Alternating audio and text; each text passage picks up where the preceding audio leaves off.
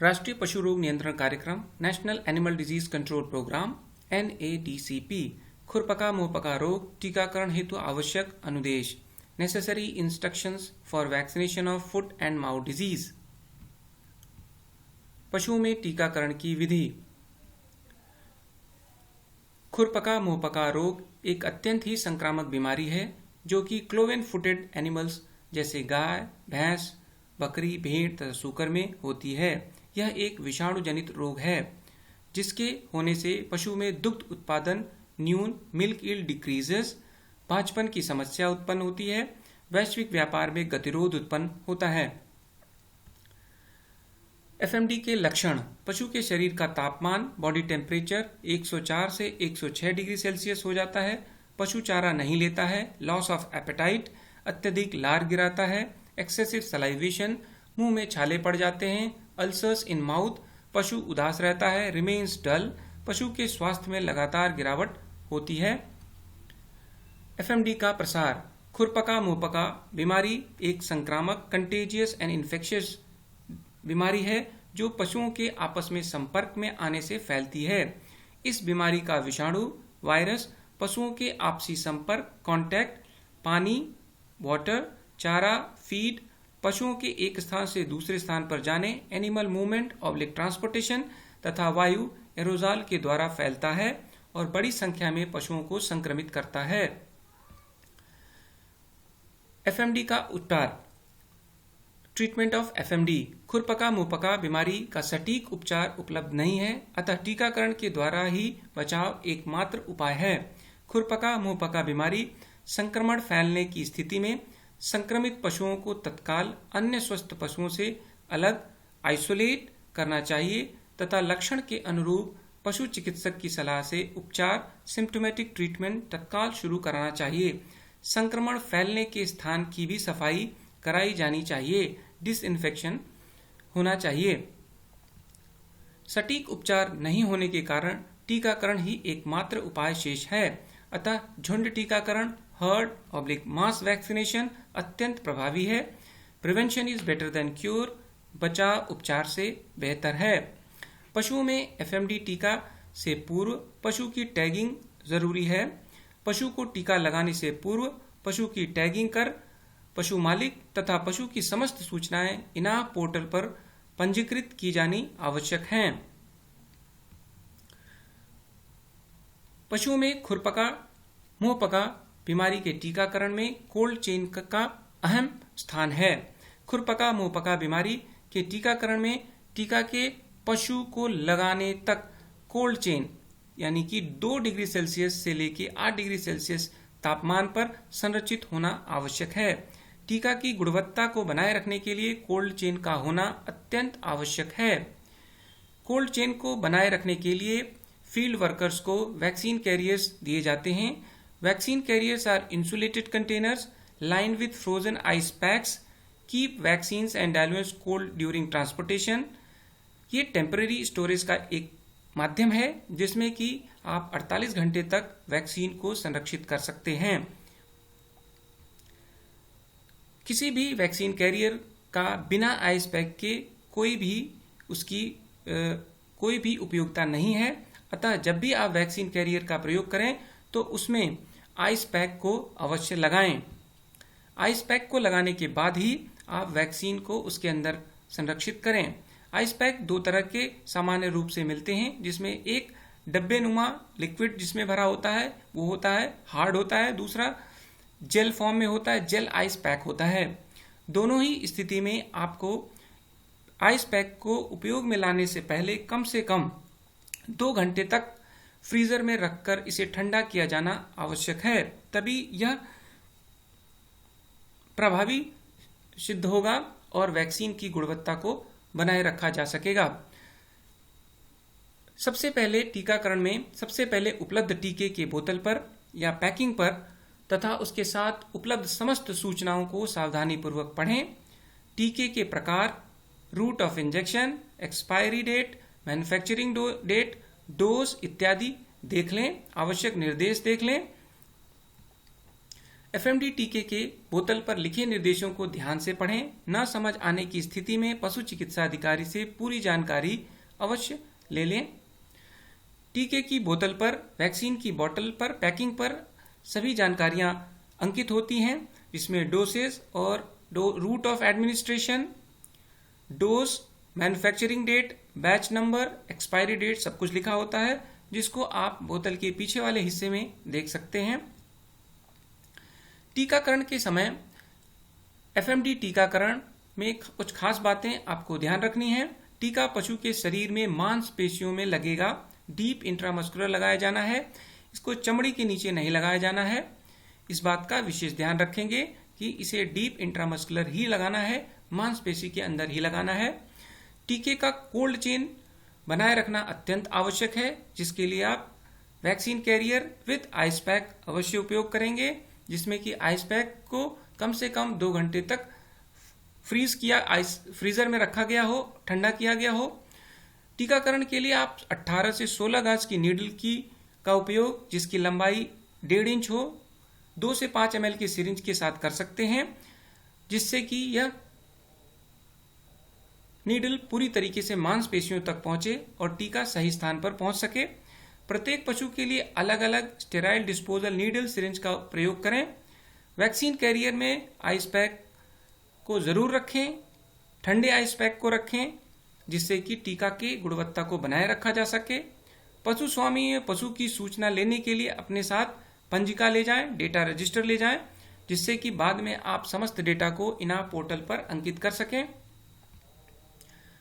Emergency दवाओं का भी होना आवश्यक है। किसी भी प्रकार के एनाफिलैक्टिक शॉक टीकाकरण के उपरांत यदि कभी बहुत कम संख्या में होता है, लेकिन कभी कोई पशु अगर एनाफिलैक्टिक शॉक रिएक्शन उसके अंदर होती है, उस स्थिति से निपटने के लिए आपको कुछ इमरजेंसी दवाएं जैसे dexamethasone, adrenaline, pheniramine maleate, atropine etcetera साथ रखना होगा और इनका प्रयोग पशु चिकित्सा अधिकारी के मार्गदर्शन में ही करें। टीके की पैकिंग पर लिखे किसी भी निर्देश या अतिरिक्त निर्देश को अवश्य पढ़ लें। जब भी टीकाकरण के लिए आप जाएं, पशु स्वामी को अवश्य बताएं। पशु स्वामी से पशु के स्वास्थ्य के बारे में जानकारी लें, पशु का टैग नंबर लिख लें। पशु के स्वस्थ पाए जाने की स्थिति में पशु को नियंत्रित कराएं, पशु को टीका लगाएं। लेकिन टीका लगाने से पहले टीका के बोतल को अच्छी तरीके से मिला लें, जिससे एक समान जो उसके अंदर तरल है वो एक समान दिखाई दे। इसमें किसी भी तरह की लेयर या डिवीजन या भाग ना दिखाई दे, ऊपर का या नीचे का अलग भाग, वो इस तरह से मिलाया जाना चाहिए जिससे कि पूरा टीका एक समान एक घोल दिखाई दे। समस्त सूचनाओं को अंकित करते हुए पशु के स्वास्थ्य कार्ड बनाएं और पशु मालिक को वितरित करें। तो जैसा मैंने पहले बताया, टीका जब भी आप टीकाकरण के लिए निकालते हैं वैक्सीन कैरियर से, तो उसको अच्छे से मिक्स करना, हिलाना, मिलाना बहुत जरूरी है, जिससे एक समान तरल बन जाए। उसके लिए आप अपने अंगूठे और तर्जनी अंगुली के बीच में बोतल को पकड़ें और ऊपर नीचे की स्थिति में कम से कम 8 से 10 बार उसको घुमाएं डमरू की भांति, जिससे वो अच्छे से मिल जाए।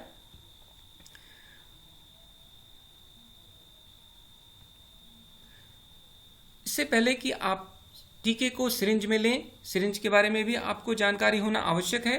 Syringe 2 ml, 5 ml, 10 ml, 15 ml, 20 ml की क्षमता के मिलते हैं, जिसमें आपको उस पर 2 ml का मार्किंग मिलेगा।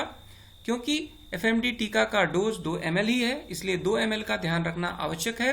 और जब भी आप टीका बोतल से निकालें, ड्रॉ करें, सिरिंज में वर्टिकल स्थिति में, खड़ी स्थिति में रखें, दोनों को एक सिधाई में रखें और इस चित्र के अनुसार उसको पकड़ें और खींचें, ड्रॉ करें।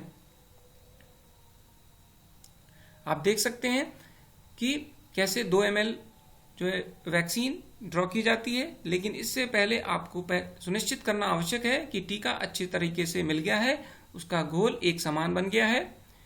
इस चित्र में भी स्लाइड में आप देख सकते हैं 2 ml की मात्रा एक 5 ml सिरिंज में कितनी दिखाई देगी।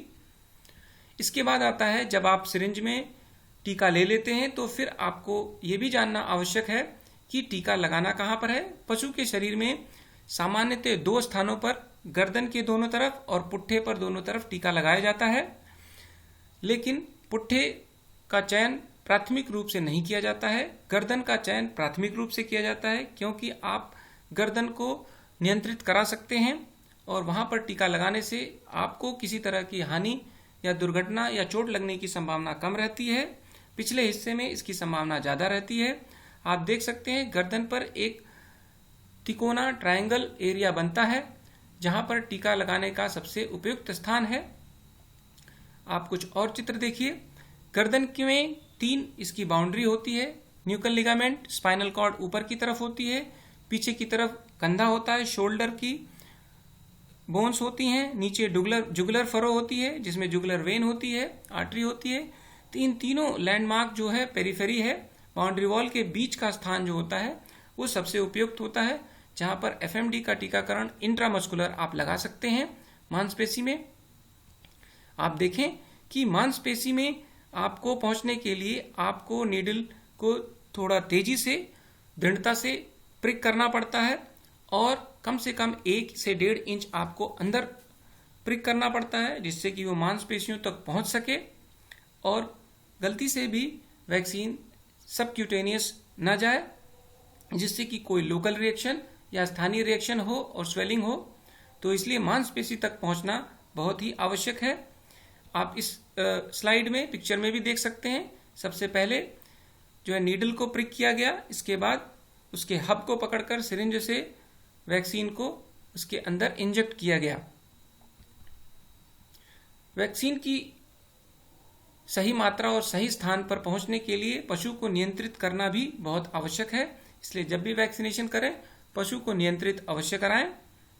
आप इस पिक्चर में ये भी देख सकते हैं कि वास्तविक स्थान कहाँ है।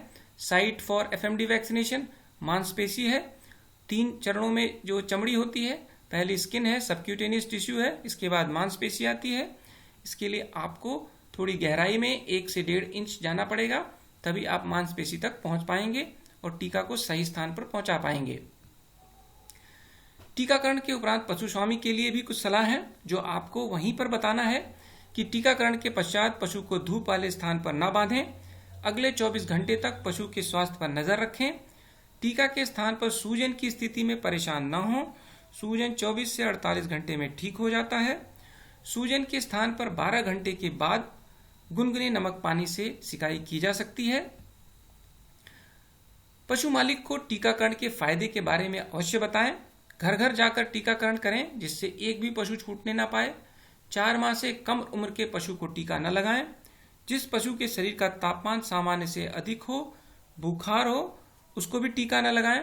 पशुओं के टीकाकरण का कार्य सुबह के समय करना सबसे बेहतर होता है। पशु को उत्तेजित या आक्रोशित न करें। पशुओं में अगर कोई बीमार पशु है तो उसका भी टीकाकरण न करें। सभी प्रकार के छूटे पशुओं की सूचना रखें जिससे बाद में टीकाकरण किया जा सके।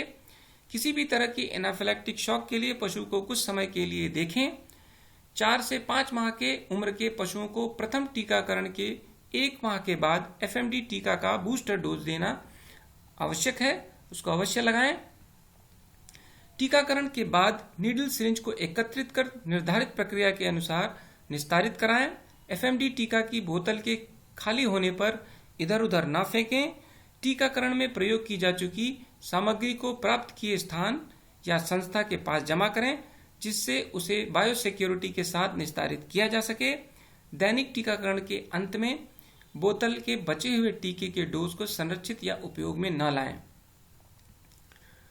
वर्तमान में चल रही कोविड महामारी के परिप्रेक्ष्य में अतिरिक्त अनुदेश: टीकाकरण के समय सामाजिक दूरी का ध्यान रखें। एप्रन, मास्क तथा चश्मा पहने।